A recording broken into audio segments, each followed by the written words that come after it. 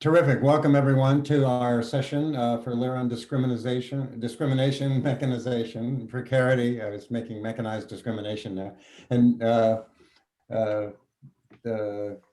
that's the one paper we're having, but we've got some rich sessions today.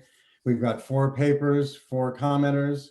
So we're going to want to get right to the paper. The various papers we've got here. So I'm thinking what I'll do is each speaker is going to have 15 minutes. I'm Rick McGahey from the New School chairing this. Each speaker will have 15 minutes and then a commenter will have 7. After we've done through all 4 papers and comments, we'll let the authors have a chance to have some dialogue back and forth. And then we'll open up to questions. For those of you with questions in the audience, please use the Q&A written function that you have on Zoom. Write them to me and I'll curate them. If people see stuff they want to answer, if speakers see things they want to answer directly, go ahead, but we're going to, I think, try and get through the presentations because we have so many without too much interruption from it. So I'm going to introduce quickly everybody at the start and then we can just roll through the, I'm looking up to the camera here just because that I have a separate screen with my information on it. So, which is of course stalling out. Okay, the speaker lists is also not working very well, so I think we're just going to have to dive in. I'm sorry, we're having things. Our first paper is by Owen and Aida Farmand on EITC and older workers, and Bill Rodgers is going to comment on that. So let's just get started with the paper and I'll futz with my machinery on the side here and see if I can get the rest of the schedule up. Okay? Okay, thank so you. So Owen and Aida? Yes, I'm just going to share my screen now. Yes, I can hear. I'm just going to share my screen. Now okay, let's just go with Owen and Aida to get started, and Bill will comment on their first paper, and I'll see if we can get some unfrozen screens here while that's going on. Great. Well, thanks so much, Rick. We're going to do some slightly unusual. Both of us, we're going to trade off on presenting. Thank you all for being here, and thank you for the introduction. Sorry, Owen, I think you should start sharing your own screen because I can't give you any control. Okay. 1 second. I'll try to do 2 things at once, which is to introduce the paper and get it going on my own screen. Our paper is called EITC for me, but not for thee. It is focused on the share screen. It's hard to do 2 things at once. Okay. I was here a second ago. There we go.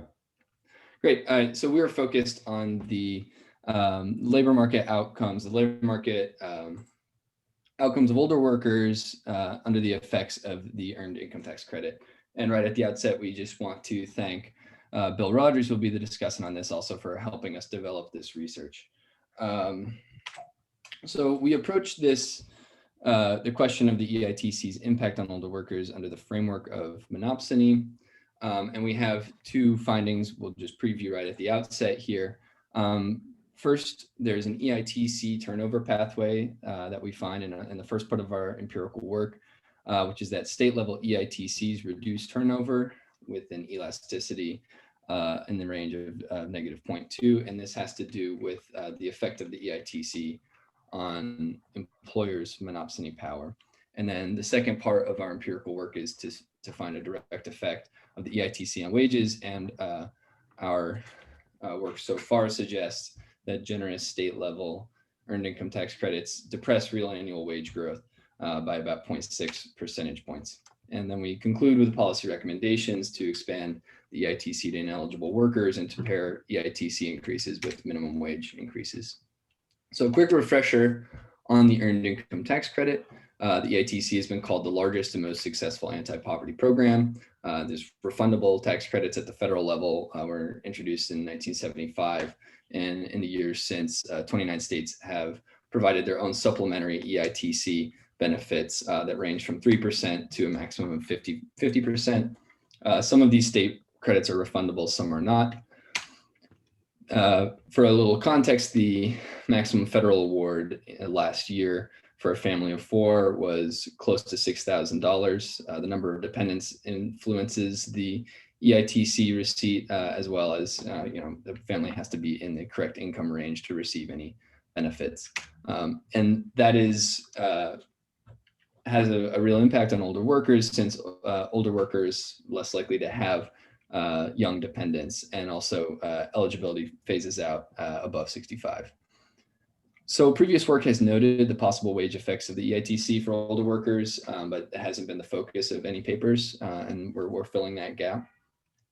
The basic issue is that the EITC may have negative effects on wages, which we'll get into, but older workers who don't qualify for the credit, both experiencing the negative wage impacts, but also not receiving the credit. And again, more context, about a quarter of older workers earn less than $34,000 in 2019. So this is the group that we're focused on.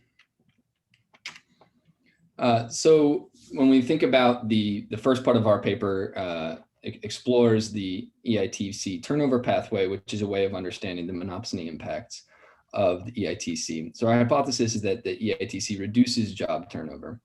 A lower elasticity of labor supply and higher monopsony power is the result.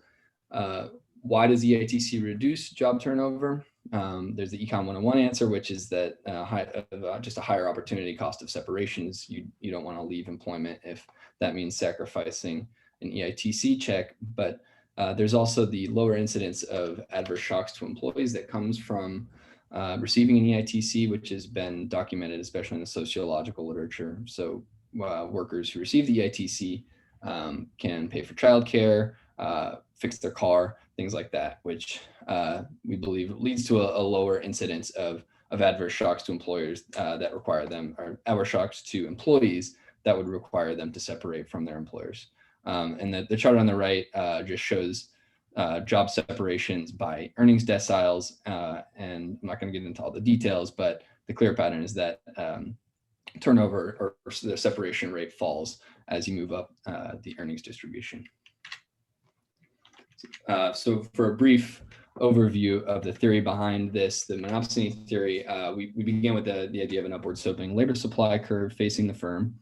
This is common in monopsony research, and firms benefit from lower turnover and higher job block, which creates a less elastic supply curve. So we see the EITC reducing turnover, which leads the labor supply curve from LS to LS prime in the chart there. That would have the effect of expanding labor supply, but also reducing the wage.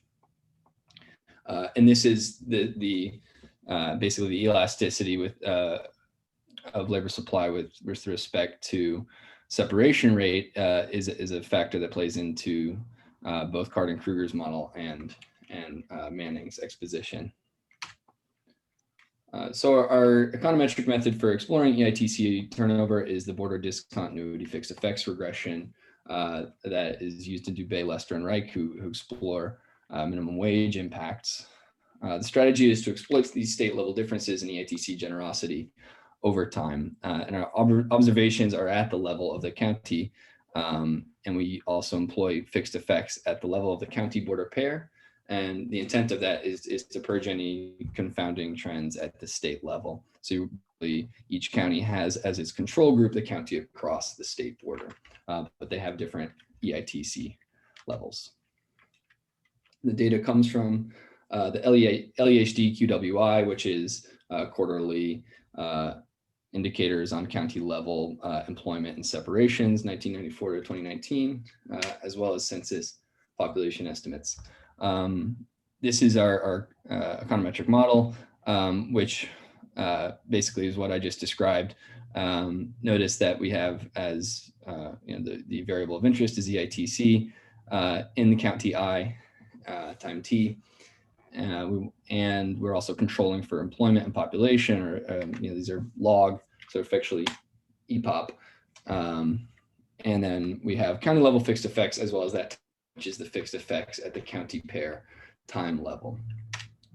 So I'm going to go through 3 sets of results for 3 different two-digit industries. And these industries were chosen because they're low-wage industries. So starting with retail trade, this slide, each of a different lag of the EITC level. So for retail trade, this is for prime age women. For retail trade, we find negative coefficients on the 2 and 3 year lags that are statistically significant at the 5% level, suggesting a negative elasticity of turnover with respect to EITC generosity as hypothesized. And this is, I would also draw your attention to the first row there, which is the minimum wage. This is consistent with Dubé, Lester, and Reich. We find a reduction in turnover as the minimum wage is increased. Second major industry we'll look at is health and social assistance. We don't find any significant results here. Part of this, there are occupations or sub-industries within health and social assistance that are low wage, but also very higher wage. It's just kind of a larger amount of variation here. And then finally, accommodation and food service, we find the strongest of any of the 3 industries we look at. We find the strongest coefficients, statistically significant at each lag. So consistent with a elasticity of turnover with respect to EITC in the range of 0.2 to 0.3, generally speaking. And again, the minimum wage coefficients there, statistically significant and negative, is in line with the findings of Dubé, Lester, and Reich. So in summary, this first part of our empirical work, we find that that the EITC does reduce turnover for certain populations and certain industries, and this is consistent with an increase in monopsony power for employers. I'm going to turn it over now to Aida. Do we want to redo the? Do I want to keep? No. Can you just control the slides for me, please? Sure. Great. Okay. Thank you. So thank you, Owen. So I'm gonna take over from here. So before we start talking about the impact of EITC generosity, state-based EITC generosity on wages, I'm just quickly gonna talk about the eligibility rules of the EITC. So basically anyone who is over 65 or below 25 and who is, unless they're really low income, they're not eligible to get the credit if they don't have young dependents. So from this graph, what we want to take away is that 2 things. One, that younger workers are much more likely to receive the EITC, as you can see the share of younger workers versus older workers here. This is for older workers who are over 55, so still some number of people are eligible to receive the EITC, and it's divided into industries that Owen just mentioned. So it's a health and social assistant, food and accommodation, and retail trade. And the green bar represents all other industries that are not included in those categories. And the other thing that we should note here is that the share of people who receive EITC benefits is much higher in those identified industries compared to other industries, because they're low wage. So this would mean that the effects of the EITC would be even greater for older people who are focused or concentrated in these identified industries, because a large number of younger workers are also eligible to receive the credit. Can you go to next slide? Okay, so this is how we're going to talk about the wages. This is our econometric model. The main strategy is here is again to exploit the differences between states to see what happens in states that have a more generous EITC benefit. So the hypothesis is that if we assume that EITC is driving down wage growth, we will see a more pronounced dampening effect in states that have a more generous EITC. So the dependent variable is log wages, and then we have the generosity, which just indicates whether the state is generous or not, and states are generous if they offer a add-on credit more than 20% of the federal credit. Then we have the year covariate, which just captures the time trend for wages over time. Then the important thing that we're looking for is the interaction term between year and generosity, which shows how the wage growth over time has differed between generous and non-generous states. And then we just have a set of control, which is the mean number of weeks people in the sample were unemployed last year in each US state. So the next slide will show the results for this model. And what we want to look here, what is important here is the coefficient for year versus the coefficient for the interaction. So it's the results are categorized into different cells, which is basically retail, health, and food, and all other industries. And also it's based on age, so over 55 and under 55. So what we want to look here is that the coefficient on year for older workers who are in those identified industries that have lower turnover because of the EITC, it's 0.8% annual wage growth from 1995 to 2020. But that same coefficient, the interaction term for generous and year, which shows what happens in generous states, is negative and significant at minus 0.6%. So basically, generous states have had seen a lower wage growth over time by 0.6%. And the data comes from the current population survey March supplement from 1995 to 2020. And lastly, we have our policy recommendations. So we have 3 sets of policy recommendations. First is to expand the EITC eligibility to include everyone. People over 65 should also be eligible to receive the credit, but that won't solve the problem of lower wages, because as we've seen, even the impact on wages is even greater in generous states. So one way to combat that is to increase the minimum wage in concurrence with expanding the eligibility of the EITC. So as we can see from the graph, when there is a supply response from expansion of the EITC from LS to LS prime, the wage would actually be reduced from W to W prime. But if there's a price floor there at the minimum wage level, then the reduction would be reduced. And in order to combat the rising monopsony exploitation that comes from the reduced turnover, we recommend that we should strengthen unions.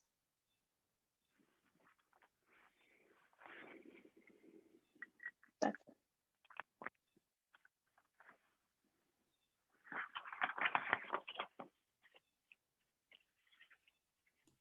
Great. So yeah, that's the paper. I think, and Bill Rodgers is going to, do I have that right on my? Yes, Rick. Yeah, Bill Rodgers is going to comment for us, and go Bill from Rutgers University. I'm saying a little too cash. Yeah. I think our technology is finally working. So Bill Rodgers from Rutgers University. Okay. Yeah, and I just want to say Happy New Year to everybody, and great to see Owen, great to see Aida. I've been, Rick says I've been at Rutgers, but I've been spending parts of my semesters at the new school. So that's where Owen referenced I've gotten to know, or I'm familiar with this work here. I'm probably going to focus more of my comments on the turnover results, more just because I only have 7 minutes, and instead of flying at 30,000 feet, I thought I'd sort of dig in a little deeper. And as always, when you hear the presentation, other thoughts emerge. But so quickly, the hypothesis that Owen and Aida are testing is that the EITC does help when the EITC is more generous, or the state credit is higher or increases over time. Does that reduce, or is that associated with lower turnover? And that is consistent with, or it offsets the impact of dynamic monopsony types of impacts in the economy. What's the mechanism? It's that the EITC raises opportunity cost of separation. So that is, right, if you leave when you could actually have a greater credit associated because you're working more, that's costly. And then second, the mechanism, right, part of the mechanism that higher EITC, right, lowers the incidence of adverse shocks. So for example, now, particularly with the pandemic, right, many of us can attest to childcare challenges, and sort of making and there's been growing out the literature talking about how this has been a she session, and one of the reasons why we've seen women's participation rates fall since April. They have recovered of it, but they've fallen dramatically since April. It's because of basically shock to income and weighing the choices around trying to work versus working in the home versus covering the child care. But they also talk about transportation challenges and then family obligations. The data that so the hypothesis makes sense. It's a very important question. I think also I was trying to make some connections to the pandemic and I think that for future work there might be some opportunity to think about the pandemic as a shock, and also thinking about the stimulus checks as being another way of capturing the impact. But be that as may, so just a teaser. In terms of data and methods, they use the longitudinal employer household dynamics survey. Runs from it's a quarterly, runs from 1994 to 2019, and then their methods, they're doing the sort of border discontinuity, fixed effect regression, and exploiting the state and time variation in the EITC. So in terms of findings, they presented results for us for women who are 25 to 54 years of age in 3 particular industries, right, that are viewed as having larger shares of workers that are, that are impacted by minimum wage and also impacted by the EITC, and they are retail trade, health and social assistance, accommodation, food services. Now, I thought that you're going to show us some results for older workers in the sense of people like Rick and myself. Be more concentrated there, but you're talking about older workers really in the context of 25 to 54, and so one of the thoughts is, again, as long as there's any justification for it, and I think you have some rationale for it, but looking at those who are the impacts on folks who are 54 to 64 or 45 to 64, but since this is I'm only really pushing this because I think this session is about older workers, and I think many of us in the context that we're hitting older workers, it's that sort of 50 plus or 55 plus. So that's one clarification question. Did you run these where you looked at the really truly older 55 plus, and do you see challenges, various challenges they face? Another thing on this sort of findings and results that again is you only have 15 minutes, but I'm not sure if you've done it, but then we've talked about it, but you might do some kind of specification test. And so, for example, go on and estimate the model where you have people who aren't eligible for the EITC, right? And presumably the coefficients on those estimates should be 0 or they should be nonsensical, right? So, or you limit the sample to industries where or with small eligibility percentages of workers. So the idea being, right, that these are samples are not affected, and hence you should get either no effect or some kind of estimate coefficient on your elasticity that should be long signed or just nonsensical. Just so it's just another way of making sure that when you do estimate the models for those who are impacted, that variation that you're explaining really is the EITC. So on their conclusions and implications, they several thoughts that got me thinking. One is you talk about increasing the minimum wage. Now, since are you talking about raising the federal minimum wage based upon these results, or are we really thinking about maybe it really should be raising state minimum, continuing with the efforts of raising state minimum wages, right? That in certain states or industries have higher concentrations of these workers, and so and I think we all would like to see the federal, but there's a political challenge that's been created there. So maybe there's the strategy really is identifying those states where we need to really raise the minimum wage, or even continue to increase it towards the $15 an hour, whatever the target is. And then also, what do we mean by supporting or expanding the EITC? Right? Are you talking about increasing credits based upon your research here, or are you talking about increasing eligibility? Right. So just a little more nuances around what we mean by the policy recommendations, but then connecting them back to what your results are suggesting. I've shared with this with this idea with you before, and we've talked about it, and you're all are up to it and interested in doing it. But instead of, along with this reporting this estimated elasticity to 0.25, what does it mean? Can you generate some forecasts for us? So suppose over this period of time, turnover went up by X%. I didn't have time to kind of do the back of the envelope calculations, but turnover went up by some amount, and you link that to growing monopsony power, right? Well, how much of that growth have been offset by increases in the ITC, where you could use your estimator, and then finally, sort of what happened to turnover over time, right? Is this due to increased monopsony, or how much due to falling value of minimum wage, or how much is it due to the erosion in income over time? What sizes or increases in the credit are needed to reduce turnover or reduce monopsony? And then something that this truly be my last comment. Something that just hit me when you're presenting. When I was at the Labor Department working for Secretary Herman and President Clinton, we like to talk about the combined effect of the EITC and the minimum wage, so that could help to help to lower poverty, right, as they work together.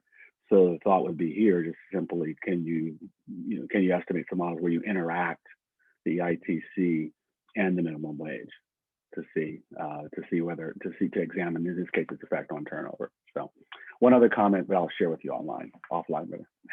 Thanks, Rick.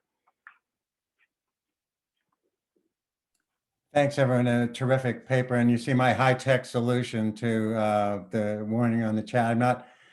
You're supposed to be getting things in the chat from the ASSA timekeeper, and I think that worked for the speakers, but just in case, if they don't, look in your chat and I'll try and keep track of it as well, especially on the comments. So great, interesting stuff. And we seem to be, let's keep ourselves on schedule here. Our next paper is, I guess, Joanna Lahey from Texas A&M is going to present for us a paper written with Doug Oxley called Age Discrimination, HR Managers, and Eye Tracking, Evidence from a Lab in the Field Experiment. And after the paper, Siyavesh Radhapur from the New School will comment. So, Joanna. Unmute. There we go. So don't get too excited about the eye tracking. It's a short presentation, and that's, don't use it on us, right? And that's mostly what got cut.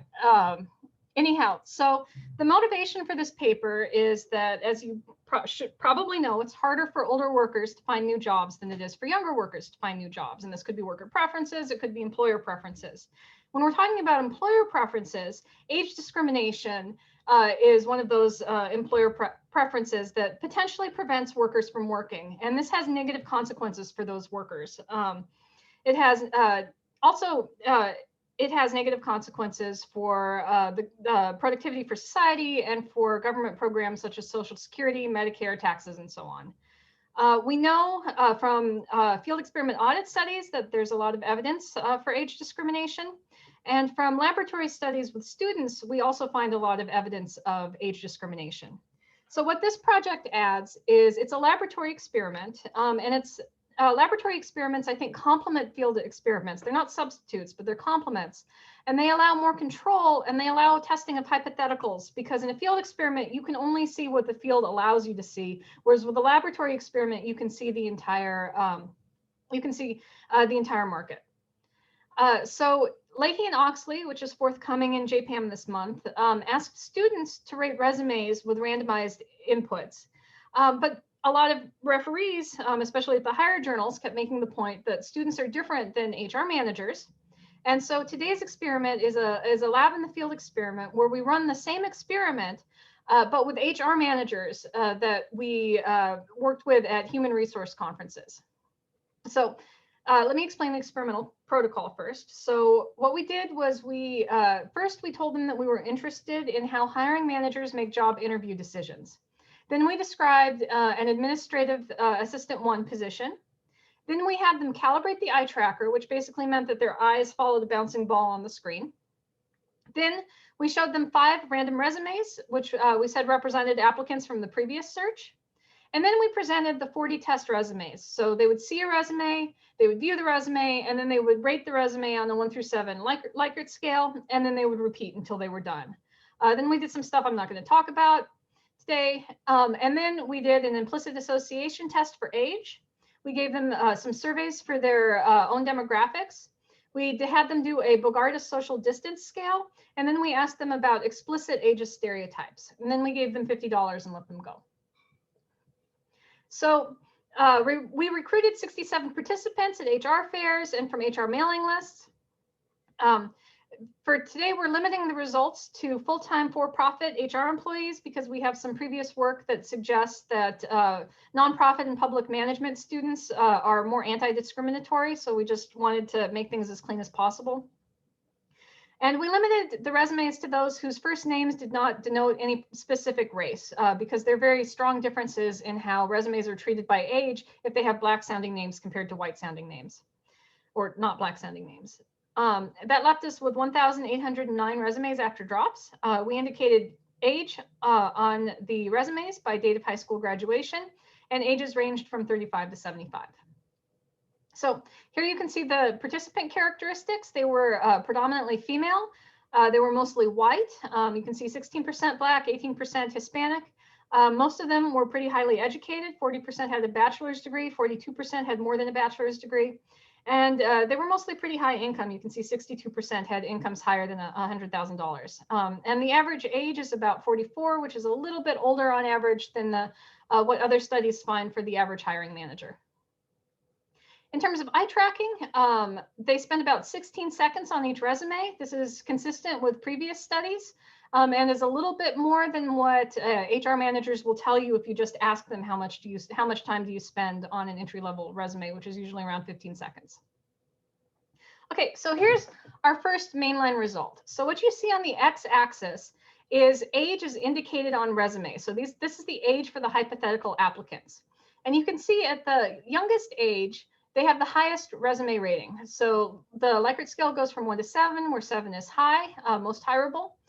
And then as age gets older, how much they like these resumes drops. And then it kind of flattens out and it goes up again. And there's other work that shows this kind of up again, both in audit studies and in laboratory experiments. So I think it might be real. There's a lot of measurement error around it, but it's been pretty consistent across studies. This is just showing you the same thing, but with in a regression framework, and you can see it's significant. That quadratic shape is significant if we look at everything.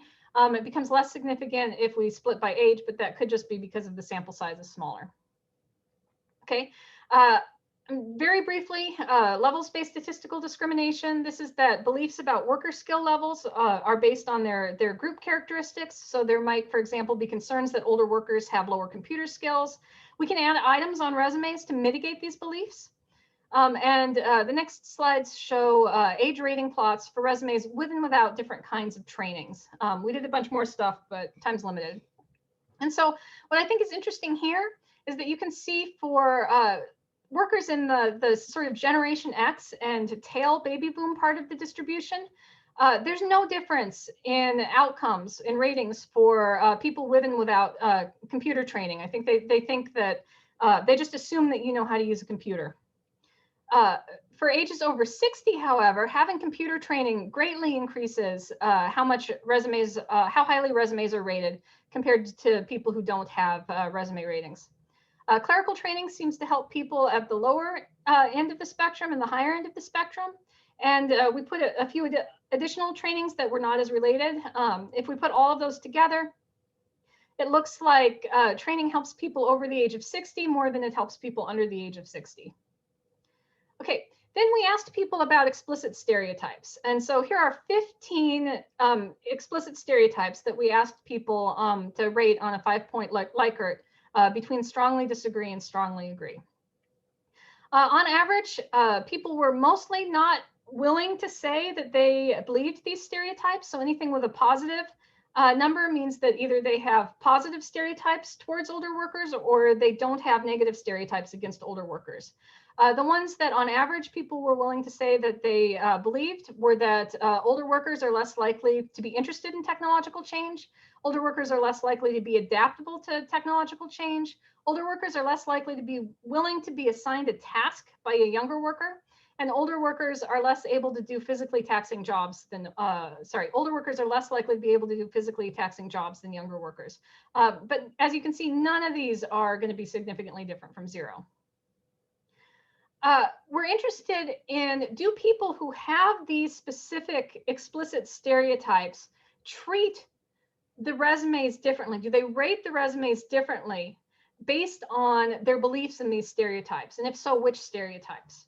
So what this is a, it's a regression analysis where we treat age quadratically, and then we interact each item with age and age squared.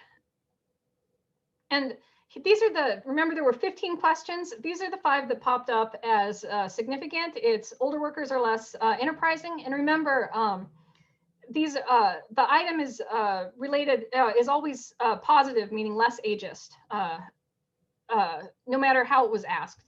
Older workers are less able to do physically taxing jobs. Older workers are more reliable. Older workers are less likely to adapt to technological change, and older workers are less interested in training. And this is the only one that's really statistically significant. This is still more than you would get just randomly, but you may be concerned that, you know, there are 15 questions. A lot of them are kind of duplicative. So we did some factor analysis, which means that it's kind of a scientific way of grouping together these stereotype questions.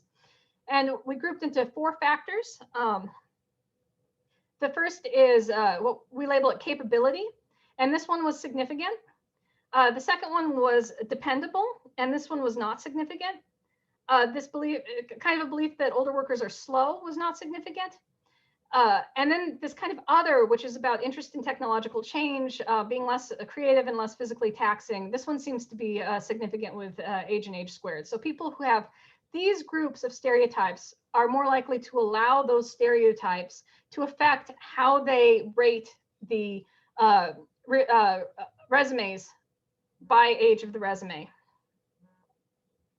Okay. The next thing that we do is we have a number of Bogardus social distance questions. And this is a measure from sociology that measures bias against an outgroup. And so for age, what we do is we compare the difference between the answer for a younger group to the answer for an older group with just a straight subtraction.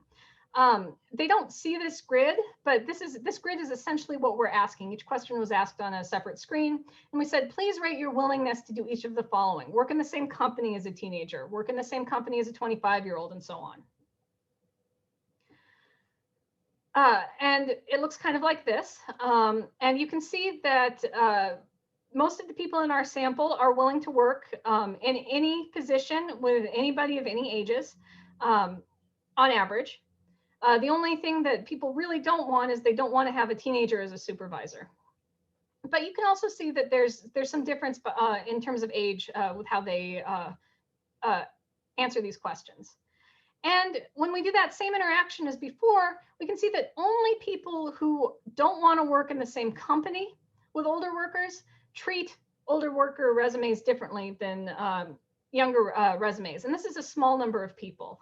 So this you might think this is like, you know, a very ageist group of people. Then we look at implicit ageism. And we use the implicit association test from Project Implicit, which is available on the Harvard website. This might measure implicit bias. It could also measure unconscious assumptions or associations. The key thing about the implicit association test is that it pairs images of faces with either positive or negative words, and it doesn't measure whether you get the answer right. It measures how long it takes you to get the right answer. And that's where the idea that it's implicit comes from, is that if it takes you longer, you have either more unconscious assumptions or you have more implicit bias.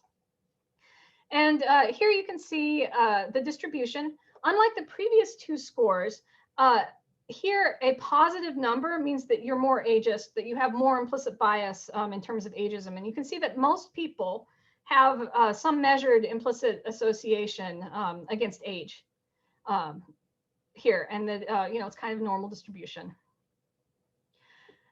Here, when we interact this with age and age squared, we basically get nothing. It doesn't look like these implicit bias scores interact with age at all in terms of how these resumes are rated. A person's implicit bias as measured by this test does not affect how the resumes are rated by the age of the applicant. And this is possibly because the IAT is not, first off, it is looking at much older people and much younger people than what we have in our sample. And secondly, it's not optimized for work. And currently, they only have the gender implicit association test optimized for work. They don't have other work-related things. Okay, so finally, this is what an eye tracker looks like. It's this little black box at the bottom of the screen. Got it. People spend more time viewing things that they like. So you can see that as the resume rating gets higher, the time that they spend on a resume gets higher. It goes from, like 7 seconds to like 21 seconds. This is basically repeating the same chart that you saw as the first chart. Age here is on the x-axis, and this is age of the applicant as indicated by date of high school graduation. You can see that for the youngest resumes, they spend almost 18 seconds, and then this drops to less than 16 seconds and then kind of flattens out. Unlike with the resume ratings, we don't see that bump up. It kind of drops off. You might be interested in where are they looking? Where are they spending less time? And here, nothing is really popping up as significant. Maybe they're spending less time on the employment history. We have to do some more work on this. Okay, so final takeaways for this presentation. First, ageism exists. It is quadratic. Stereotypes about computer training are limited to people who are over 60, so people who are like straight in the baby boom cohort, not people who are Generation X or the tail end of the baby boom cohort. Concerns about training generally show up both explicitly. People are willing to admit that they have these explicit stereotypes, and in how they rate their resumes. Concerns about underlying capability show up in the factor analysis. Most people are willing to work with older workers in different roles, and only people who don't want to work in the same company as older workers show up with strong differences in how they rate resumes by age. The current implicit association test for age is unrelated to ratings. The eye tracking results map the rating results. Participants spend less time on resumes as the age of the resume gets older, and they may spend less time on employment history. So that was 15 minutes. Thank you.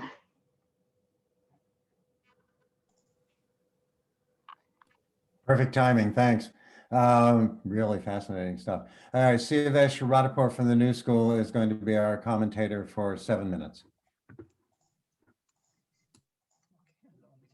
My screen.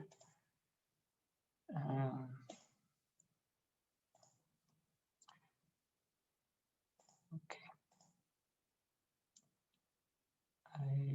Yes. I hope this is the correct screen I'm sharing.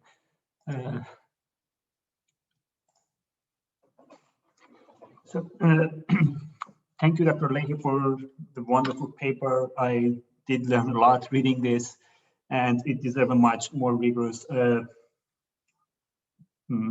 review and comment than what I can offer, of course. I have a couple of points that I will present. So first of all, let me tell everyone that you have to look at the forthcoming paper that Joanna mentioned, which is focusing mostly on interaction of race and age using a similar methodology. Very interesting work. And I think reading these two next to each other is very helpful because you will see how these things interact better. And the data, the eye tracking data are very exciting to me. So I'm looking forward to see what results will come out of that section also. So to give some background, we know that the labor force participation of older workers is increasing. The share of older workers has increased from 13% to 23% in 2019. It will go further up until 2029.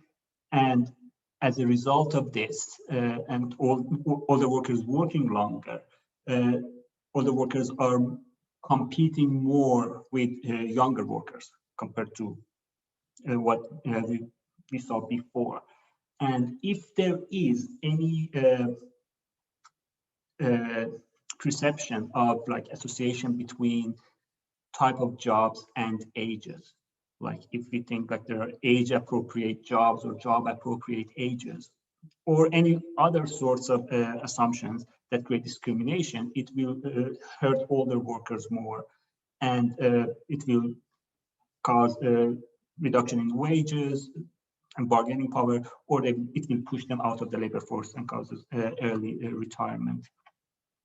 So the usual policy recommendation to prevent this is stronger anti-age discrimination laws and enforcement, but that's not enough or effective enough. So if we know the channels that the discrimination works and what kind of like mental biases are causing this discrimination, we may find more efficient remedies, such as like giving more information about the actual capabilities of older workers. So if the problem is actually that people think older workers are not flexible, if we tell them that no, that's not true, and as AARP recommends that older workers put flexibility statements on their resume, if that's actually the problem, realizing that may give us some sort of solution. The methodology, the specific methodology of this paper gives us the opportunity to see what's happening inside the HR professional's mind. So by bringing together methods from psychology and sociology, like it's empowering us to see what's actually happening inside the black box of hiring process, as the authors say in the other paper, actually, which is very valuable. So by separating HR personnel from their actual jobs, like interviewing them in a separate setup with some typical like definition of administrative assistant job, what's happening is that we are separating them from job specific or like firm specific hiring practices. Can I interrupt 1 sec? Your slides aren't moving forward. Oh, so you're not seeing the new slides? No, just the first slide. Oh, okay. Thank you. Sorry. Let me share the screen again. Maybe that will resolve the issue.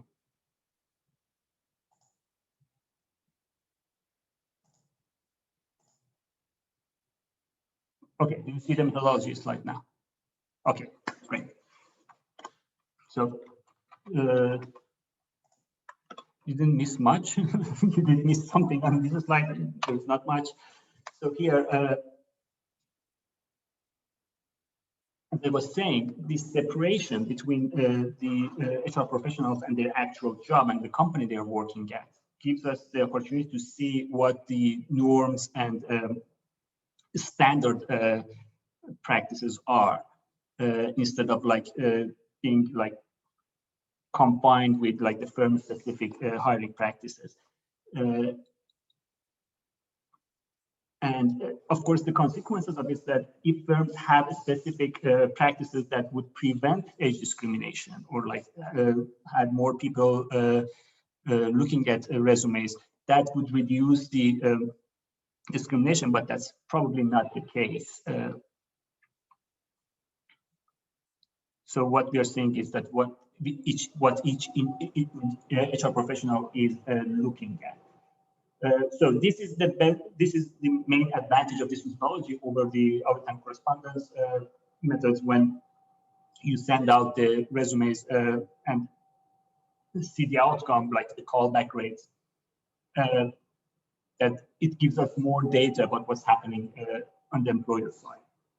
but it still has the same issues that audit and correspondence studies have, which is when studying age specifically, which is like how to build a resume that does not reflect age in the experience section, because experience, work experience, and age are closely correlated. So there are some challenges there, but this study, regardless of that, this study is adding more to that. So let me go to three parts of the findings that I find very interesting. First is the quadratic shape of age discrimination and like hireability.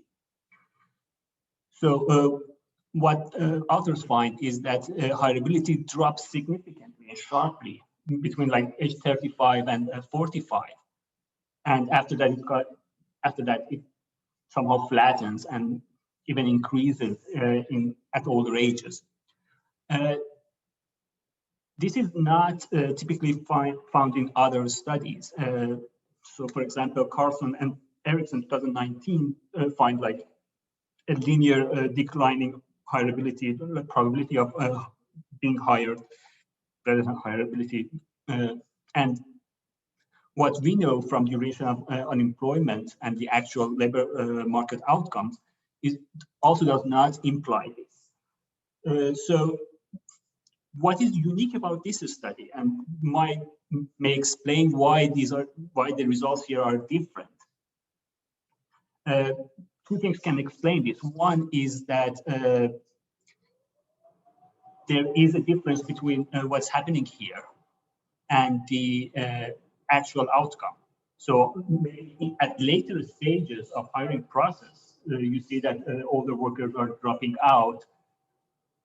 As like David Newmark in his most recent paper found out that older workers pass the initial screening, but then at actual interview they drop out. So that might be one reason, and the other one is the skill-specific reason. So for this specific administrative assistant job, maybe this is the shape, which is not similar to what other studies are looking at necessarily. And also it shows that another interpretation of that is that the discrimination between ages 40 to 55 are different from the discrimination at older ages. So the reasons behind it are different, and the remedies would be different. So just adding an item on the CV would solve the discrimination, the biases that create discrimination for older ages, but not for some others. So the difference there are worse. See, I'm sorry, we're running, so you'll need to wrap up, and so please do. Okay. In general, this is a great paper, and unfortunately, with all these kind of experimental studies, when they are done, it's hard to ask for anything else. I would have a longer wish list of items to add. One is that to see the effect of adding resume items interacted with explicit biases, to see if that would actually resolve the explicit biases or not. And there are no gender-specific questions about explicit biases in either form of them. And unfortunately, I don't think that there is an opportunity to get them anymore.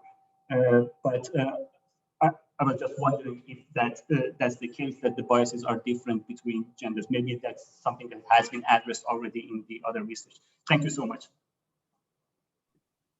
Okay, thanks. And sorry for having to interrupt. We've got to keep us on schedule. Bill and I are old soccer referees, so we know that the referees are allowed to add a little time to the watch, but not too much. And so these are terrific papers. Let's get to the next one, which is the impact of robot intensity on employment and wages of older workers. This is by Erjola Zotkaj from the New School and Bill Rodgers from Rutgers, and currently spending time at the New School. And then John Schmitt from the Economic Policy Institute will be our discussant. Take it away.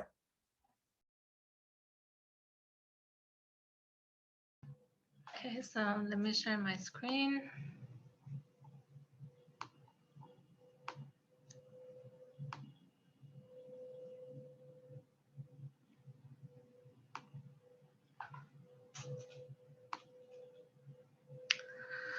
Okay, so hi everyone.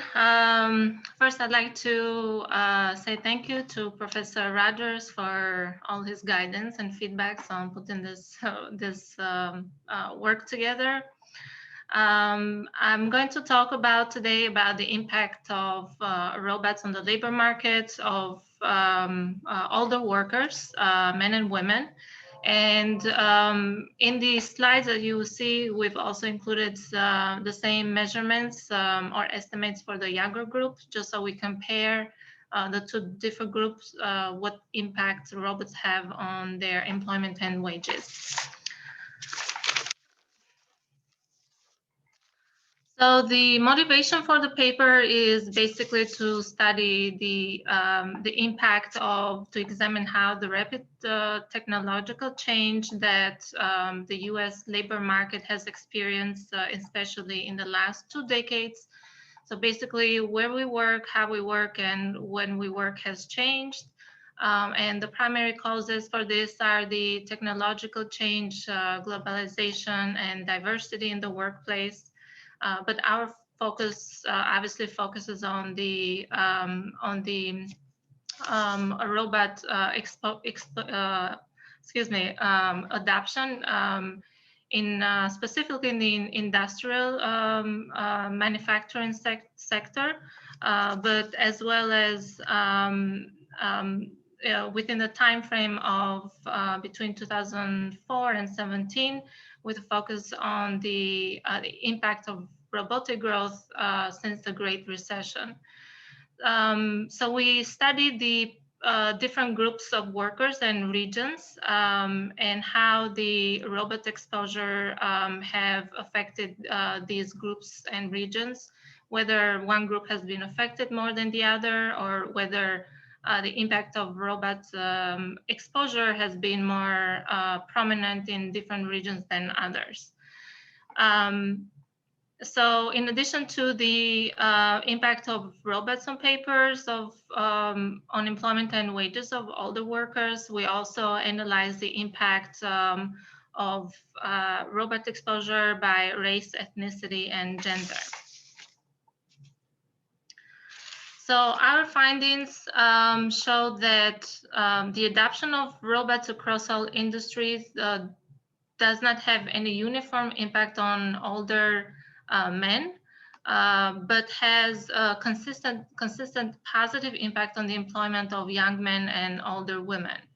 And these bullet points here are basically the high level, the observation from our findings. So we see positive impact on employment of young, less educated minority men, but no impact on young women. Positive impact on wages of young, less educated women and less educated minority men and women. And positive effect on employment of older women. This is consistent findings, and no impact on older men. And we see also positive impact on wages of older and less educated minority men and women. In the manufacturing sector, we see displacement effect for young men and the older, less educated minority men, but positive effect of older, less educated women. And we see a negative impact on wages of older women.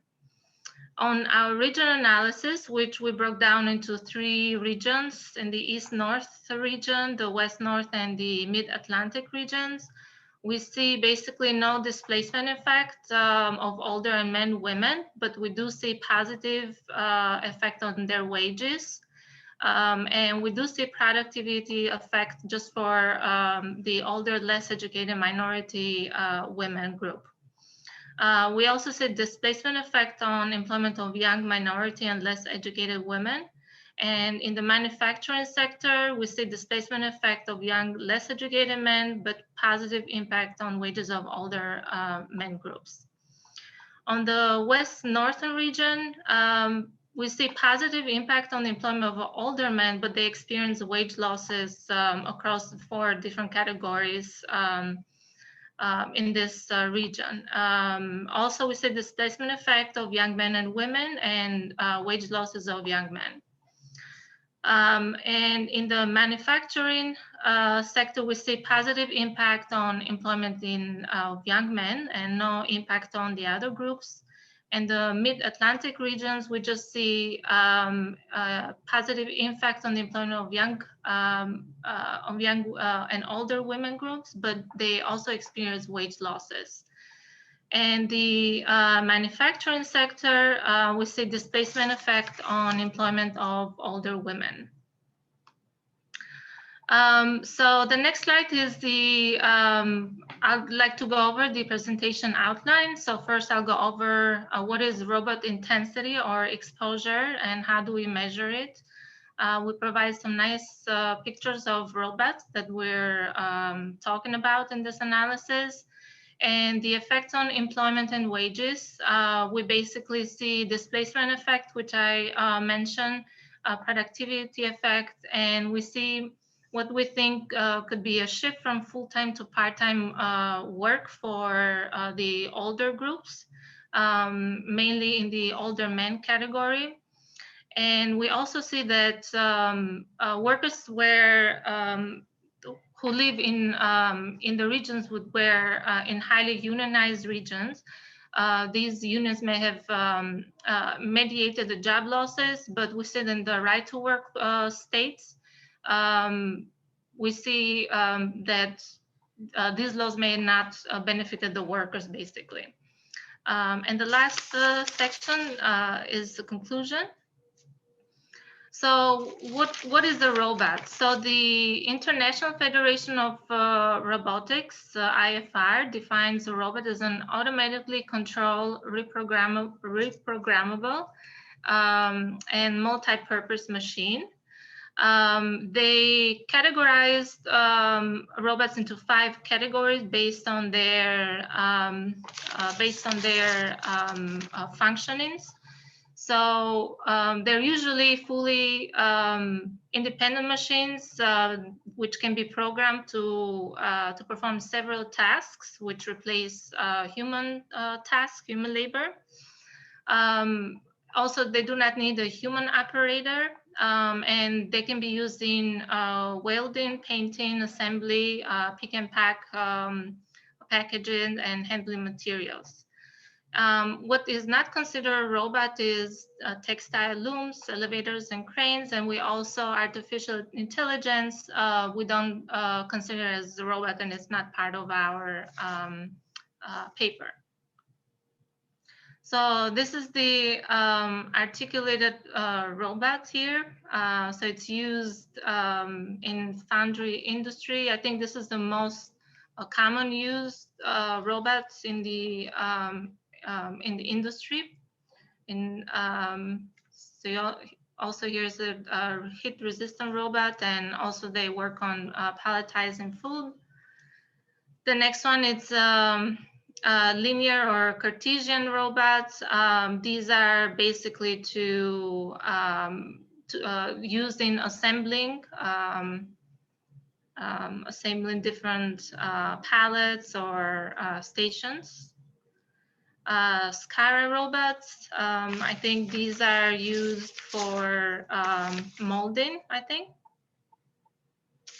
And the other one is parallel robots. These are used for pick and pack in a fulfillment center. So next is I'd like to go over how we measure the robot exposure or intensity in our paper. So we use the basically the data from the IFR data of stack and flow robots at industry level for the time periods of between 2004 and 2017. And we include 13 manufacturing industry as well as 6 non-manufacturing industries. And the exposure to robots formula or regression, rather, we take it from the ASSA and Restrepo work. They've done a lot of work on this subject of how robots AI affect employment. Basically the robot intensity is calculated as the oops, sorry.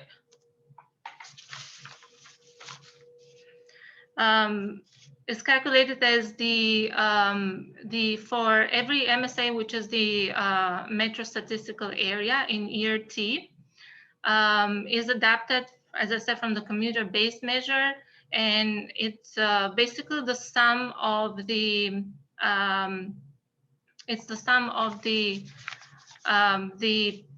the correspondent to the 2000 share of employment in industry for the respective metro statistical area over the robot intensity for each industry, and then the last this expression here is the denotes the national level, so that's the ith industry total employment. Sorry, I cannot see here.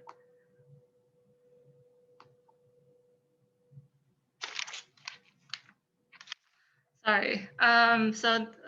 The LITUS denotes at the national level the industry's employment on year T. So we basically take the relationship of robot employment against the total employment on a particular industry as a share of the MSA employment on that specific industry.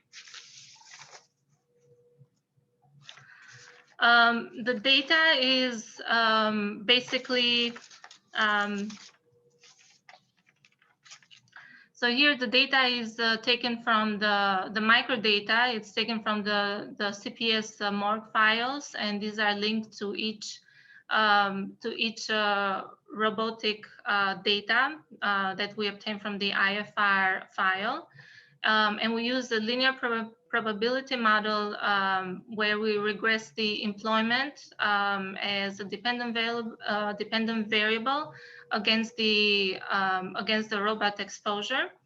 And for the to calculate the effect on wages, we use an OLS model with the log hourly wage as a dependent variable. Other variables that we use are robot intensity that I just mentioned, the metro area unemployment rate. We use education, age, percentage of manufacturing, marital status, public sector work, metric status, the state's right to work, and whether the respondent is foreign born and US citizen, as well as we use the fixed effect of year and metro area.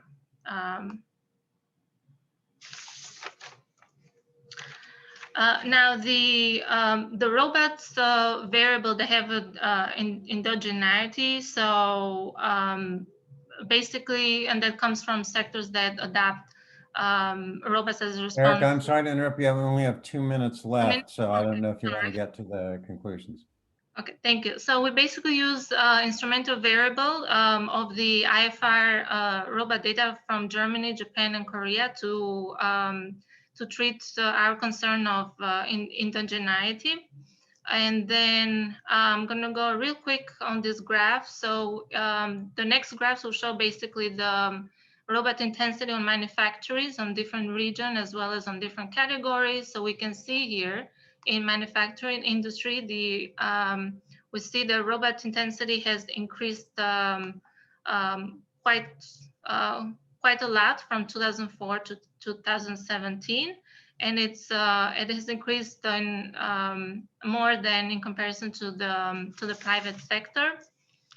In the states where the right to work are highly unionized, we can see that robot intensity has increased dramatically during the recession here. So you can see from 2008 to 9, but it dropped after the recession, and it has continued to drop. And we see again a peak in recent years. Sorry, and then right to work states have a pretty steady increase, as well as the private sector of robot intensity. went backward. Okay, so this is region and robot intensity. So we see that the highest region that has the highest robot intensity is the eastern region, and followed by the private sector, the western region, and the mid-Atlantic. And these are the metro areas with the highest robot intensity. As you can see here, LA, Chicago, Houston, so basically all quite major metropolitan areas. And these are the statistics of the robot intensity by categories. So here we can see that the most notable feature here finding is that the robot intensity has increased dramatically since the recession in the eastern, north, and central region. The next slide is the manufacturing robot intensity summary statistics. So this is only for the manufacturing sector and is broken down by the region. Here we can also see that the eastern northern region has also a high intensity of robot exposure in comparison to the two other regions. Finally, these are the findings of our instrumental variable and fixed effect employment Erjola, I'm going to have to ask you to wrap up, please. Okay, so basically we do see a productivity effect on the older women here for less educated minority women and employment gain of young and older women. We do see another point that I wanted to point out is that in the older men in the East, West, North region, while we see employment gains here, on most of the category, we do see wage losses in this category. And the same thing, same trend is for the older women and young women in the Mid-Eastern region. In conclusion, basically, we believe or we think that the positive impact on employment of older workers group in the West Northern region, but the negative impact on their wages may have to do with a shift from full-time to part-time. Also, the right to work laws may have not helped this group of workers. However, I'm sorry, I'm going to have to. We have a commentator and another whole paper and panel getter, so we can't go through the whole slide. I'm sorry to say, but the slides will be available to all the participants. It's great work. We're squeezed because we have 4 presentations, so I'm going to have to stop you. Yep, no problem. Okay, thanks very much, John Schmitt. Hi. Thanks to the organizers. Thank you, Rick, and thanks to the authors of the paper. This is a really very information-rich paper on an important topic. Before I make my kind of comments that I want to make, I think I should declare, where I'm coming from. I realized that I wrote a paper 7 years ago with some colleagues called "Don't Blame the Robots," and I am happy to see that a lot of the arguments that we kind of thought were important at that point are well sourced and reinforced in this particular paper. And I think, the overwhelming issue that I think about this paper is that it focuses on the fact that robots aren't about reducing employment. They're about changing the composition of employment more than anything else. And I think that that's really reinforced here with the focus on the demographics. There's a lot in this paper. There's so much worth highlighting, but as we can see, the time is short. So I want to limit myself to making 3 comments, kind of partially observations, partially suggestions. One about a conceptual or framing issue. The second about, I think, the need for a narrative in telling the story of the robots. And then the third, time permitting, some brief comments on some estimation issues that I think come up. So on the first question of the conceptual issue or the framing issue, I do think that the paper gets the big picture exactly right, but I think it could be more explicit in its framing. And I think that key issue in the kind of broader debate about robots is distinguishing between 3 effects of robots on employment. The first one, which is the most obvious, is the direct effect on employment, the substitution of robots for human workers. Which I think the paper gets exactly right. The second is what the paper calls the productivity effect, the effect that at least partially counteracts any substitution effect. Robots increase productivity, that reduces the price of output, that increases the demand for output in that same industry, and then that might raise employment in the same industry. So, a robot makes it cheaper to make a car, so families buy 2 cars instead of 1 car, and then that cycles back and there's more employment in the sector. And that net effect could be a smaller reduction in employment, it could be stable employment in that same industry, or could even see an increase in employment in the sector. And I think, again, the paper, I think gets that exactly right. I think the part where the paper discusses is, what, for lack of a better term, kind of the full general equilibrium effect of robots.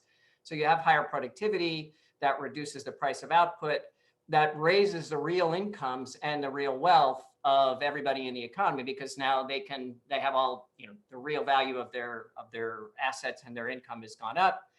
And that increases output, it increases demand for output across the entire economy, not just back in the sector where the prices have been lowered. And that raises employment across all industries. And this is not at all a theoretical discussion. I mean, this is the whole history of US agriculture from 1805 to 1940. I mean, basically we used to spend almost all of our cash income on food that we didn't produce. It was where we spent money. We had huge employment in agriculture. We spent less and less money as a society on food. We bought manufacturing goods, we bought services. And, if you had predicted in 1805, we would lose 40% of employment by the end of the decade, end of the century, because we were, mechanizing agriculture. You'd been wrong, because people took the money they saved on food and they spent it on other stuff.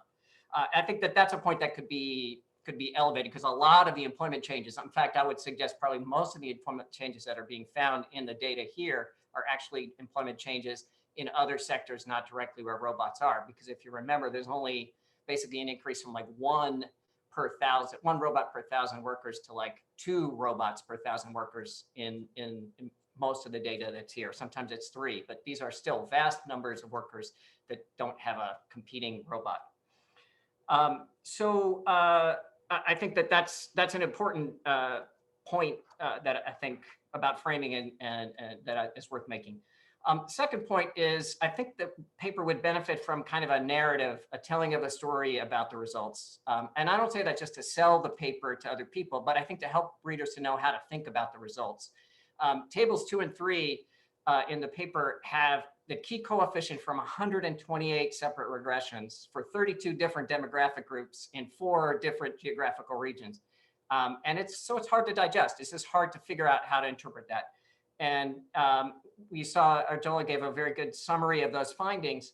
But basically, I think what is missing is a story or a motivation or some intuition of the particular results for both the findings that are positive findings where we find an effect, or a negative effect where we find something, and also for the sectors where we don't find an effect. Why are we not seeing that? So questions I would have are, why these groups and not other groups? Why might these groups be substitutes or complements in production? Is it something about their education, their skills, their age? How do these changes in composition of employment happen? Are they through layoffs in existing establishments? Are they through new firms? Are they through closing of existing establishments? Are they through opening of new establishments? There's a whole lot of questions about the transition. And are the employment changes for these demographics, and this is the point I was making earlier, are they in robot using industries and thereby reflect the production and the features of production, the production process complements or substitutes? Or are these changes primarily on in the non-robot industries, where essentially they're talking about the shift of consumer spending into other sectors? So I think a story would be very, very helpful to understand and interpret a massive amount of data here and begin to point about this. The last thing I want to say is just some brief comments about some estimation issues. One is, why are the effects of robots so large in the Western, the WMC category, the Western North Central area? You go from 1 to 2 robots per 1,000 workers, and in some of these subcategories, you have 5, 9, even 15 percentage point changes in the employment to population rate. That just seems very hard for me to believe. Similarly, you have very large decreases in wages for some of the demographic groups, and these are statistically well defined if we believe the estimation. there are very large, 25 to 50% declines in wages for some of these groups. The related issue is, why are the effects not so big in the ENC, the Eastern Mid North Central, where that's where the biggest effect of robots is, where the biggest robot intensity is. And then finally, and it's related, I think, is the fuller, it would be helpful to have a fuller discussion of the instrumental variables that are used here. The Japan and German, and now I see Korea are plausible instruments.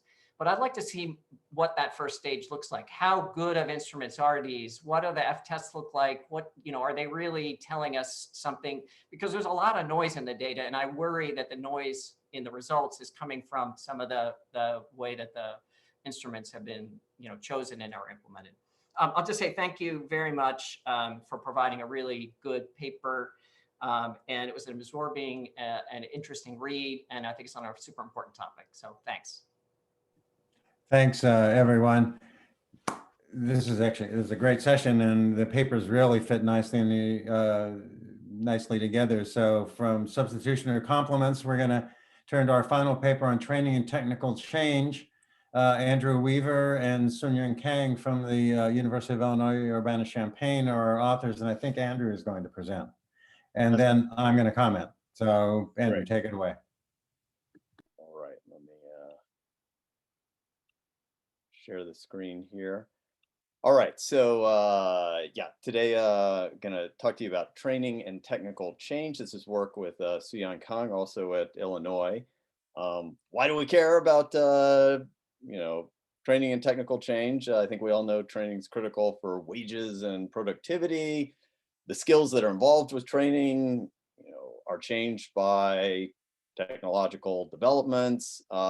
Training is offered as the solution to a lot of kind of social and economic problems. And in order to have some understanding of how viable are these solutions, we need to understand more about this relationship.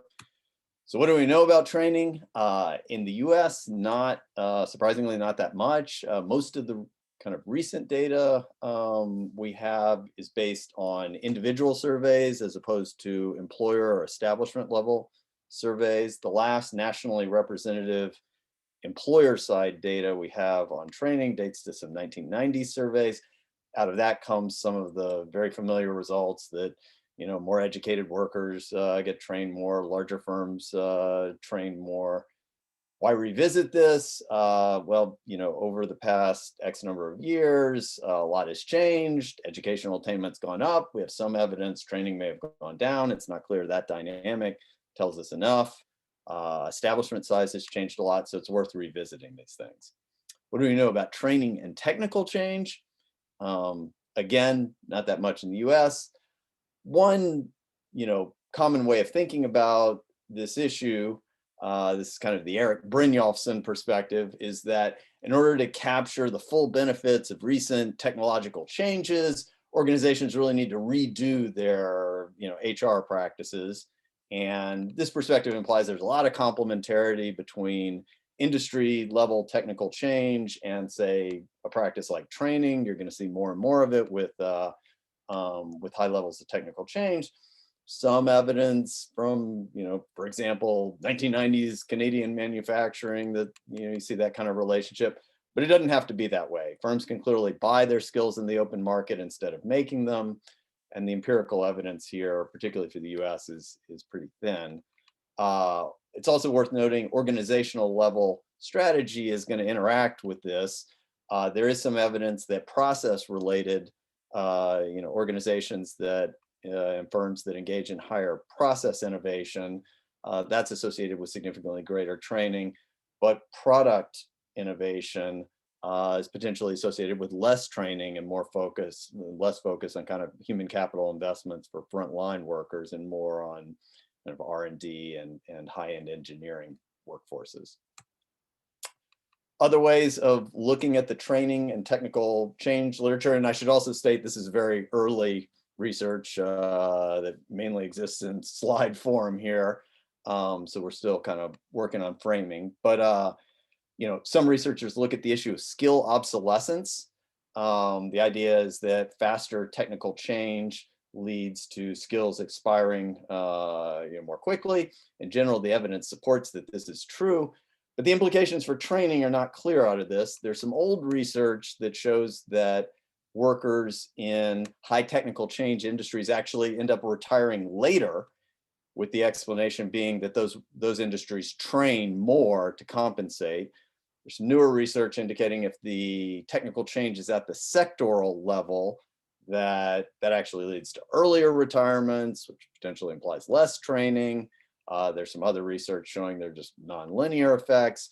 In general, this kind of line of research, witnesses or observes or makes estimates around retirement, but makes a lot of assumptions about unobserved training. Other lenses to think about training and technical change. One is the, kind of Gary Becker, general specific skill breakdown. There's an argument out there that faster technical change, results in greater skill specificity for manufacturing. That would imply more training. On the other hand, kind of recent IT, a lot of the recent technical change involves IT skill development, which are thought to be very general platform skills. That would imply less training. There's also some evidence out there that faster technical change does in fact kind of privilege institution-based education, and possibly to the detriment of firm level training. So, but limited evidence in the US from an empirical standpoint. And a final lens would be monopsony. There are a number of researchers who posit that, as we heard earlier, firms with monopsonistic power ought to be more willing to train. They have less fear of poaching, but it's not totally clear how that kind of monopsony power interacts with technical change. Monopsony is a little different than monopoly, and the relationship with technical change is not quite as clear. So presentation goals today. We're going to explore correlations between longitudinal industry level technical change and cross-sectional employer-provided training using a nationally representative data set on US manufacturers at the plant level. And we'll also explore the interaction between other predictors of firm training and industry level technical change. We're going to focus on manufacturing production workers. Everybody knows what they are. This is based on a manufacturing skills survey that Paul Osterman and I conducted late 2012, early 2013. The key point to note is this was a survey that was based on a nationally representative random sample. So this is not a convenient sample or one of these just kind of mail it out trade association surveys. Also, it was a very pricey survey. We worked pretty hard to get the response rates, up to 36%, which is much higher than the kind of single digit rates that you see for most business establishment surveys these days. All right, let me, my little thing is, in terms of survey design, we ask a lot of questions about skills and training. We also collect a lot of information on establishment organizational characteristics and workforce characteristics. In terms of measure of technical change, there's no perfect method. Suyeon has worked hard here and gone through a lot of different options. We ultimately chose the Malmquist index. The advantage there is it's non-parametric. We don't have to select a production function and assert that it's a Cobb-Douglas world or anything like that. It's based on distance to the production frontier. You've got labor and capital inputs, kind of industry level revenues as an output. It's measured at the 4-digit, or we measure it at the 4-digit industry level. So we have fairly fine grained measures from 1987 to 2012. That's just a diagram of a measure to the production frontier. In terms of empirical specification, we're running logit analyses where the dependent variable is an indicator for establishment level provision of formal training. So we're dealing with the extensive margin of training provision here. Malmquist technical change, and we're basically regressing the formal training indicator on measure of technical change, various organizational characteristics, and the interaction of those effects. Everything presented here are marginal effects, so these are probabilities. Some descriptive statistics I'm going to blow by. In terms of direct effects, there is a positive correlation between TFP change over time and, the provision of training at the factory or plant level of formal training in, late 2012, early 2013. And I'm going to skip over the intensive margin results and just focus on the extensive margin results.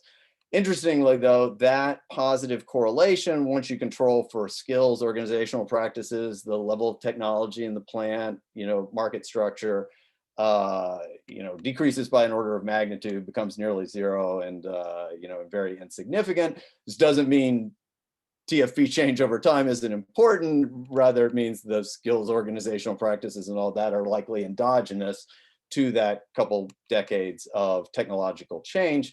To explore that, we're going to look at the interaction effects between technological change and some of these predictors. You can think of this as it's a bit of a poor man's instrument here.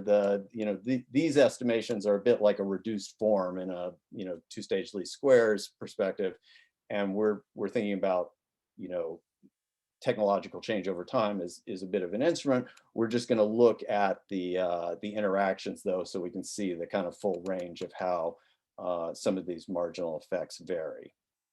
All right, so this is a diagram with the interactive marginal effects of technical change over time with some HR practices.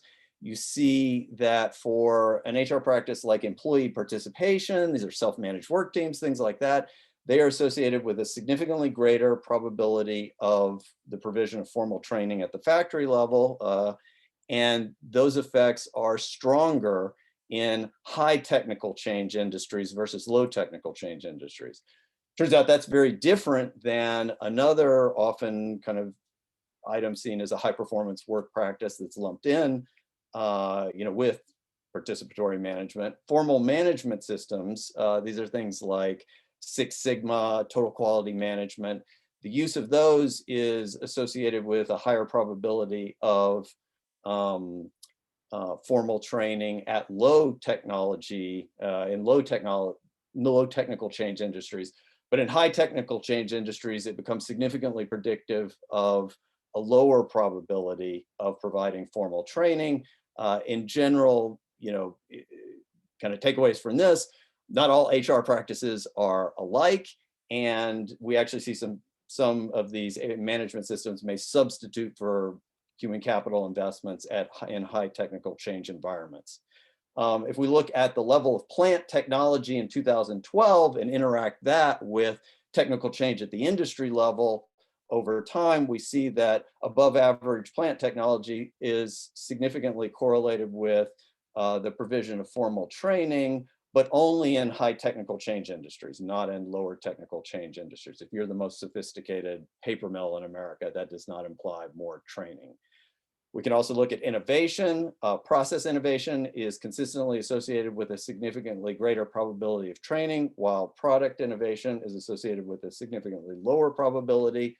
This effect becomes more pronounced in high technical change industries.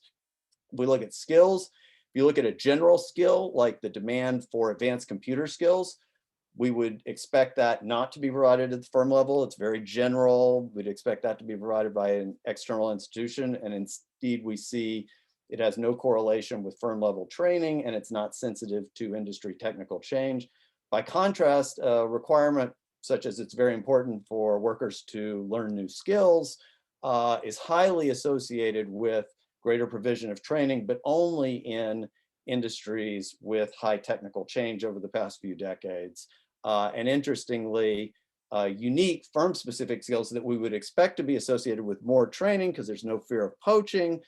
We don't see that. And then in high technical change environments, we actually see they become associated with significantly less training. We're puzzling through all that, but there's a diminution. There appears to be some diminution of incentives around monopsony at high technical change and high technical change industries. We see some more support for that with an indicator for the presence of poaching.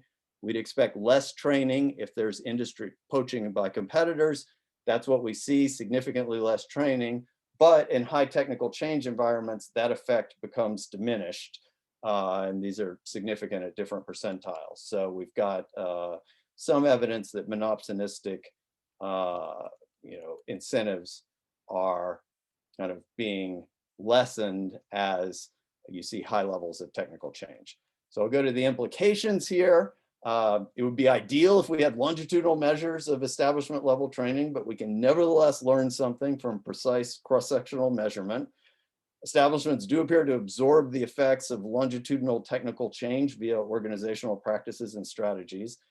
High plant level technology appears to complement training in high technical change industries. Should note that's the opposite of what the kind of techno-alarmist technological unemployment folks would predict. Not all high performance work practices are created equal. Formal management systems have very different relationships to human capital investments than, say, participatory management, particularly in high technical change. And in order to understand the relationship between skill demands and training provisions, turns out it is really necessary to understand the industry context and the history of technical change.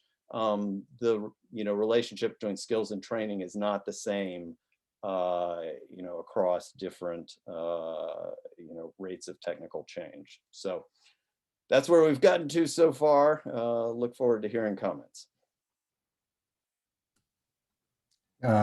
Terrific, Andrew. Thanks very much. Thanks for staying on time. So I'm the commentator here. Then just to get the lay of the land for the rest of the session, after I'm done, we're going to go back to each author in order of the presentation, give them each a minute or two to see if they want to respond to anything their commentator said, and then we'll throw it up for discussion, which regrettably we won't have much time for, but I want to make sure that the authors have a chance to respond. So I'll start my timer here. This is a great paper. I have someone who's done a lot of employment and training work in the past, and it's a really rich line of research. So it's not surprising. In fact, it's encouraging to me that the results are complicated, right? That there's not some simple story you can just slap down. And this is just within manufacturing, much less we're seeing a lot of stuff about technical change in a whole other range of occupations. So I really appreciate not only the attention to detail, but still being able to frame it up in terms of these larger debates. And so I think it's great. I'm a longtime fan of Paul's work, and I know Andrew's worked with him in the past, so this really carries it on well. The other really great thing about it is that we, a lot as labor economists and labor economics talks a lot about individuals, human capital, skill acquisition, ways to get out of poverty, how do people move personally on inequality. And we talk very little about firms. In part, I think that's microeconomics orientation. In part, it's data availability. As Andrew points out, we have lots of surveys of individuals and poor people and controlled design experiments of individuals. And that flows from a third factor, which is that we wanted to know about poverty and any poverty work. So that the attention to firms, not only in this space on training, but generally is really left out of a lot of it labor economics, not among this crowd and not among the LERA crowd, but you'll still, so it's another great strength of both the particular paper and this line of research is thinking about firms, and firms in industries and how that process takes place and the power relations.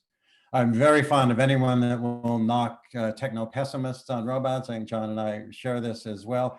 David Otter has that great piece from several years ago called "Why Are There Still So Many Jobs?" If you haven't read it, it's like if this robot displacement is taking place, how come everyone's working? And the results here show you in different situations, in fact, they're complements, not substitutes. And that's the hinge of this problem, as the previous paper on robots also on the older workers and robots showed us as well. This is a very important message to keep getting out there. So a couple comments that flow off that. One, not Andrew's responsibility particularly, but for all of us in the field, try and get more firm and industry data. Can we link this up? When I was at Apt Associates running their employment group, we did something on welfare and firms. We surveyed firms. They hadn't been surveyed in 15 years or so directly, and we're inferring a lot of stuff from them. There's obviously a lot of noise in the things that firms will tell you, particularly on the issue of training. They all say they're doing it. People may remember when Bob Reich was coming as labor secretary, he threatened to tax firms if they didn't provide training, and suddenly or in Australia, I guess the actual case was they were going to put a tax on it, and firms reported training went from like 5% to 70%. Oh yeah, we do that formal training. So, but even given that noise, we need to know what's going on in firms. And I think aggregating up from this level of detail is really important.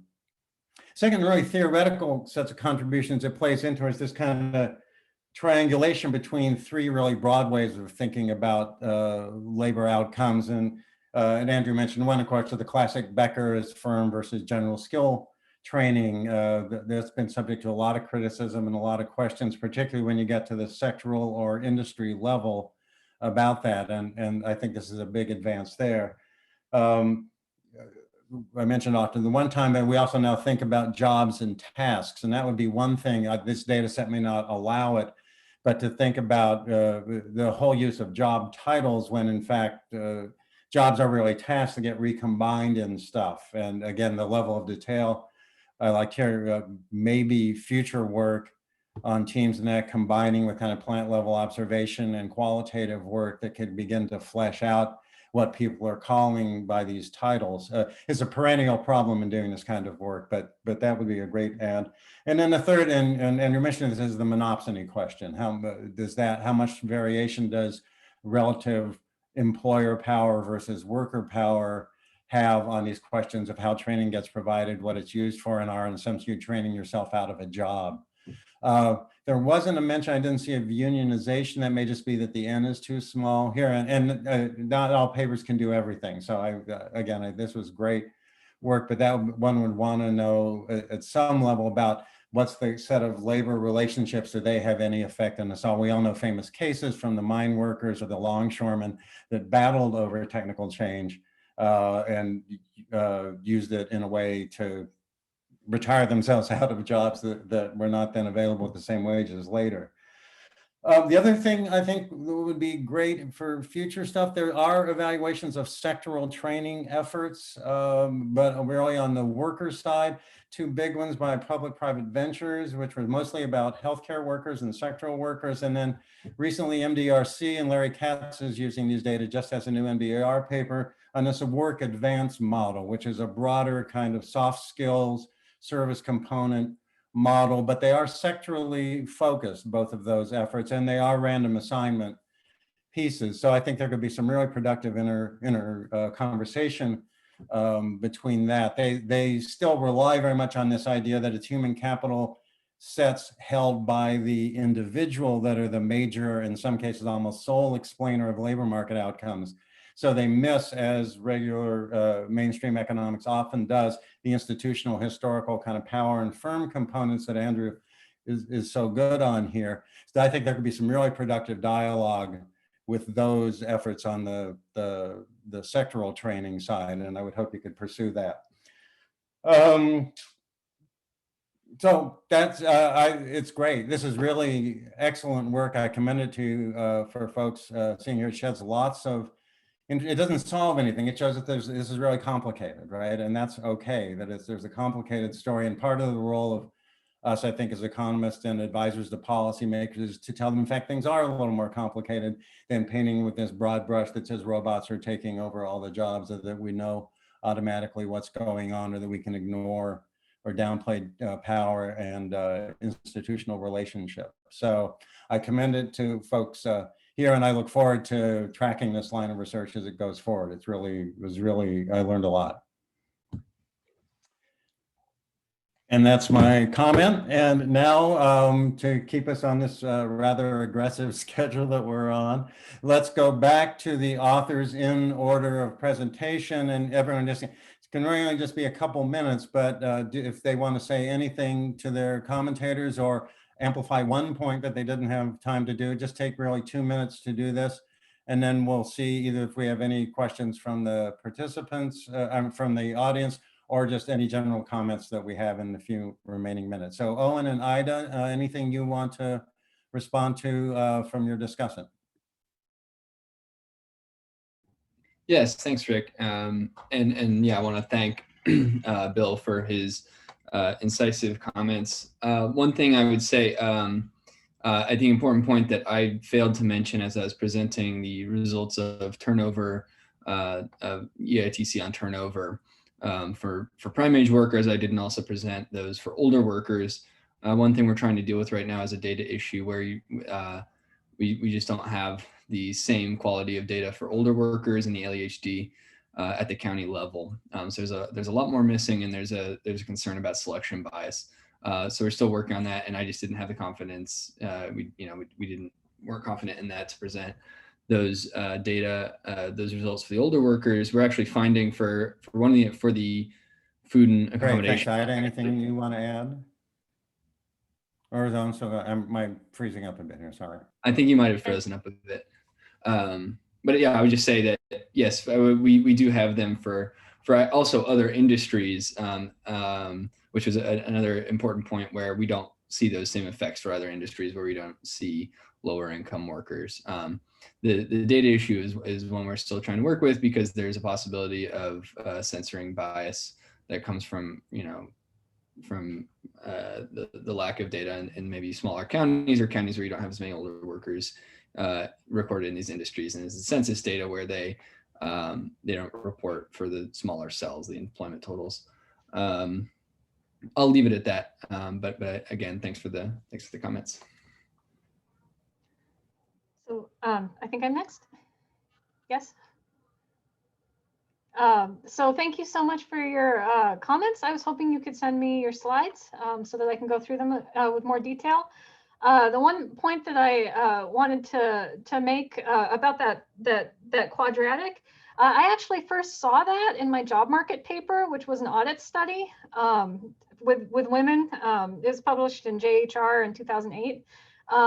In terms of the more recent, I think Carlson and Erickson paper, their confidence intervals don't rule out an uptick. It could be flat, it could be an uptick. I'm fairly sure that for men, it's probably flat, and for women, there's probably an uptick. These results are a little bit weird because you're seeing that uptick more for the men than for the women, which I don't see in the student sample, and I don't know anything for my job market paper because there weren't men in it. And Newmark paper, it's kind of hard because he doesn't have enough ages to really get a full form function. But I think that's something, that I'm really, at first I thought it was a mistake. The more I do this, the more that I think that it's probably real. But again, there's confidence intervals and stuff like that. So I think that's something that, future work will continue to look at and either continue to find or stop finding. So thank you.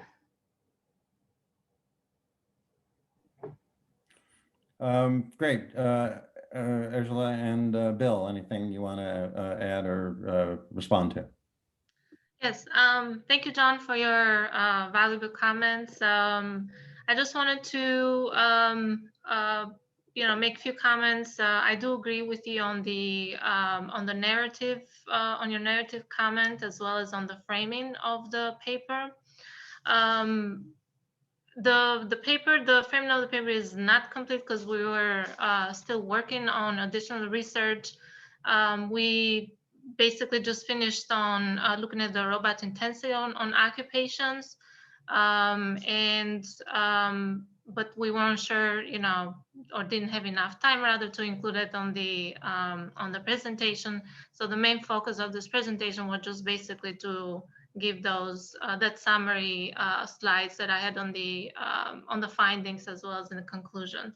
But we'll definitely work on extending the framing and basically providing a narrative for the story of robot exposure on the employment and wages of the older worker groups.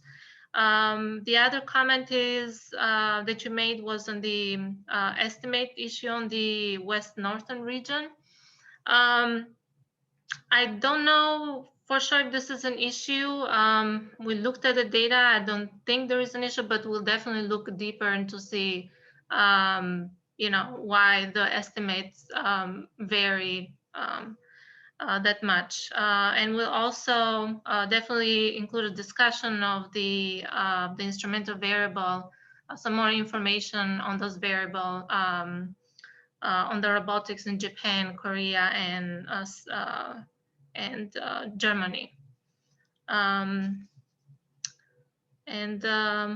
Well, I think this was my comment. I appreciate your comments. Hey, Andrew, anything you want to elaborate on or respond to? Rick, could I jump in? Thank you. Yeah, again, that's when I echo what Erjola said. John, thank you for your great comments.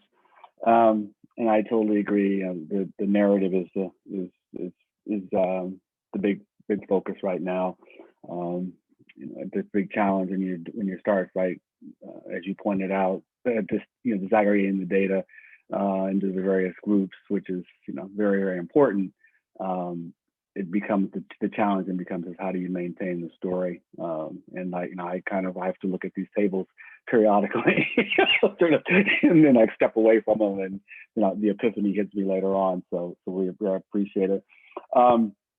Two specific comments. I think one on the issue about the West North Central and then the East North Central.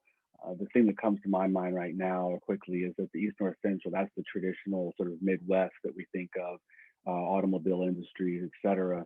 And as Erjola showed, that region saw its robot intensities are higher and also accelerated. And so while the West North Central, that WNC, I think they're at the earlier part of the adoption process, and so you're just capturing different points on that relationship. It's a nonlinear relationship.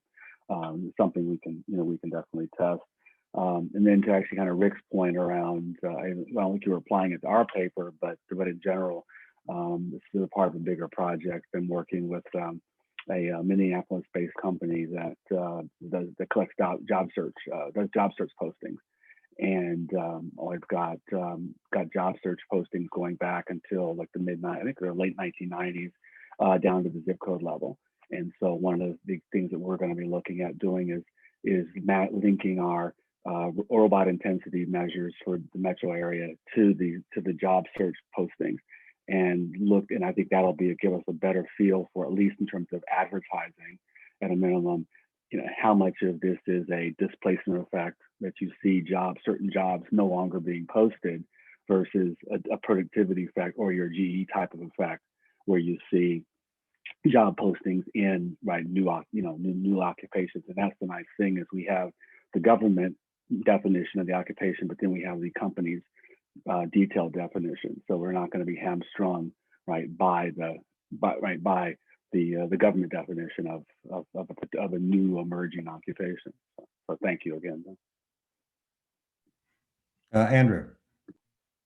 And great comments. I appreciate them. I guess the only thing, I can email you separately. I'm familiar with Larry Katz and the sectoral, and I'd love to get a reference to the public-private ventures data set you were mentioning. I don't know that one as well. So if you could email me the reference, that would be great. Sure, happy to. We have 8 minutes here, so I'm going to take a minute as a chair privilege, but then I ask for any questions from participants. You can still send them to me in the chat and I can get them in this last 8, but also I'm sure we all will have things to say to each other. I just thought it was a great session. Not everything was explicitly about older workers, but it's all about these interaction of these worker characteristics and these changes going on in occupations, both on the technical side, which is, of course, we know is not freed up from the business side or the power dynamic on the labor side. And that often, in my reading of it, gets lost or obscured in a lot of the discussion about employment change for older workers. We didn't do a lot on forward-looking policy, so maybe we could do, I don't know, just that there's a quick, lightning round that people want to do. If you have any, if Joe Biden or whoever, or Labor Secretary X, whoever that will be, was sitting here, what do you particularly for older workers, because it is our title, doesn't have to be limited to that. What's one thing they could do or one thing they should avoid? And I know some of you have those ideas. So people just should jump in and do them. I just want to note real quick that there is a question in the Q&A for Erjola and Bill if they're interested in taking a look at that. Thank you, and I didn't see that. Let me pull it up. Yeah, okay. Yeah, can you all can see those directly, Ursula and Bill? In the Q&A, there's a question for you. Yeah, I think. From Kendall Stevenson. Hi, Kendall. About routine task intensity in older workers instead of the introduction of actual robots. So you can see the question as well as I can, I think. So you want to comment on that? Erjola, you want to try it? Take a stab? So I've already looked at. Well, from this study we did, when we looked at the robot exposure on occupations, so we looked at 4 different occupations, and all of those 4 occupations are considered routine task occupations. And those were basically in transportation, production, and what were the other one? Transportation, production. Sorry, I can't find the other word. But basically, what we found is that the robot exposure on these occupations does have a displacement effect consistently on the older workers across all industries and some in manufacturing industries. From some literature research that I've gone through, I have read that the repetitive tasks are being replaced more by robotics. To what extent, I don't know, but we do see from our sample of respondents that robot exposure does have effect on the repetitive task of this particular group of workers. So I don't know if I answer your question, Kendall. Yeah, no, I think you did. You know, we're at the beginning of looking, and we're limited with some of this data, but we're at the beginning of being able to sort of look at the various occupation structures, right, in these particular tasks. And one of the things, results I thought that you shared with me that you would run or you found was I think with the young, less educated men were experiencing major displacement effects in transportation. Right, and it was across the board. Actually, it wasn't young; it was just across the board for men. And so, if you look at our list of our highest robot exposures to lowest, particularly in that top 25, there's a large number of them that show up as they're port cities or port metropolitan areas, which I think was consistent with the transportation piece. As there's been a greater adoption of robots in those imports. Great. But thanks for the question. That's a really nice suggestion or nudge to keep on moving in that direction too. So, thanks, Kendall. So we have 3 minutes. They're going to close this off dramatically. They keep telling me at 11:15. So maybe we'll just leave our advice for Secretary X when we hear their name. So, and we can have stop a minute or 2 early. So I really want to thank everybody, panelists and commentators. I think this is a really rich, high quality session, and all the papers both very well done, looking at really interesting questions, good use of data, careful, but still trying to bridge up from, the old standard is think big, work small. These aren't small in that sense, but be really grounded in what you're doing. That's the best way for us to be reaching up to these larger, important policy and social questions that we all care about. So with that, I'm going to call it to a close. Thanks, everybody. We all have each other's emails and decks and stuff around, so I assume there will be further communication from this. And thanks for everyone in the audience for sitting in and listening to what I think was a great session. Thank you for sharing. We'll see you all. Bye-bye. Thank you. Bye. Bye-bye. You all. Thank you. Bye.